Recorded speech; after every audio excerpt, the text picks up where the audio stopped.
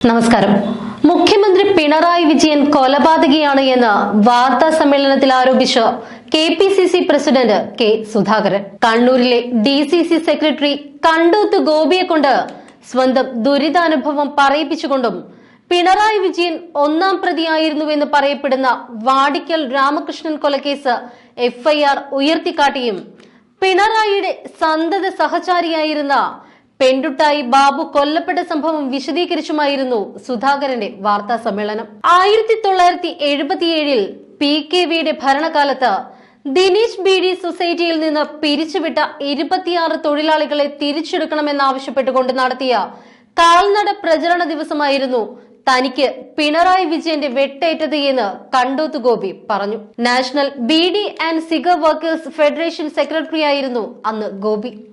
അടിയന്തരാവസ്ഥ കാലത്ത് സൊസൈറ്റിയിൽ പ്രസിഡന്റായിരുന്ന പാണ്ഡ്യാല ഗോപാലൻ മാസ്റ്റർ കരുതൽ തടങ്കലിലായിരുന്ന സമയത്ത് നിയമിതരായ 27 ലേബർ തൊഴിലാളികളെ പിരിച്ചുവിട്ടതിനെതിരെയായിരുന്നു സമരം.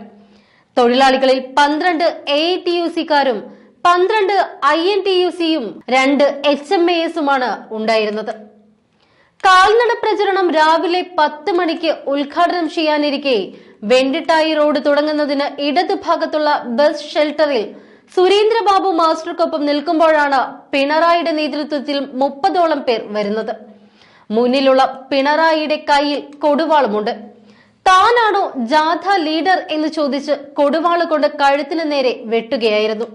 കൈകൊണ്ട് തടുത്തപ്പോഴുണ്ടായ മുറിവാണ് ഇത് എന്ന് പറഞ്ഞുകൊണ്ട് അദ്ദേഹം മുറിപ്പാട് ഉയർത്തി കാണിച്ചു. AITUC അഖിലേന്ത്യാ ജോയിന്റ് സെക്രട്ടറി ആയിരുന്നു ജാഥ ഉദ്ഘാടകൻ. കോൺഗ്രസ് നേതാവ് NP കൃഷ്ണൻ നായരും കാരായി ശ്രീധരൻ എന്ന CPI നേതാവും ചേർന്ന് തന്നെ ആശുപത്രിയിൽ കൊണ്ടുപോയി തുന്നിക്കെട്ടി. തുടർന്ന് ജാഥയിൽ പങ്കെടുത്തു.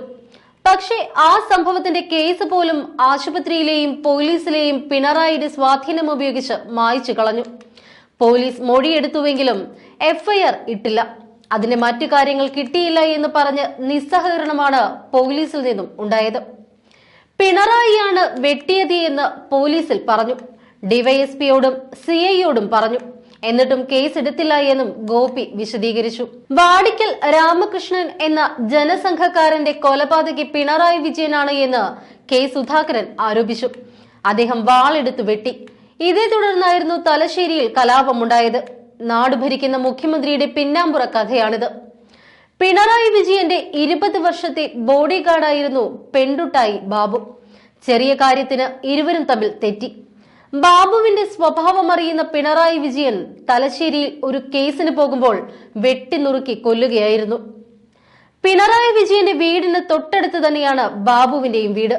പിണറായിയുടെ പഞ്ചായത്തിൽ ബാബുവിന്റെ വീടിന് പാർട്ടി ഊരുവിലക്ക് കൽപ്പിച്ചു. ബന്ധുക്കൾ മാത്രമാണ് ഉള്ളത്. പുറത്തുനിന്ന് ആരുമില്ല, ലൈറ്റ് ഇല്ല. അവസാനം പുറത്തുനിന്ന് ആളെ അയച്ച് ബാബുവിന്റെ മൃതദേഹം മറവ് ചെയ്യിക്കുകയായിരുന്നു. ഈ സംഭവം പിണറായിയിലെ ജനങ്ങൾക്ക് ഒരിക്കലും മറക്കാനാവില്ല. പിണറായി വിജയന്റെ കയ്യിൽ നിന്ന് വെടിയുണ്ട പിടിച്ച സംഭവവും സുധാകരൻ വെളിപ്പെടുത്തി.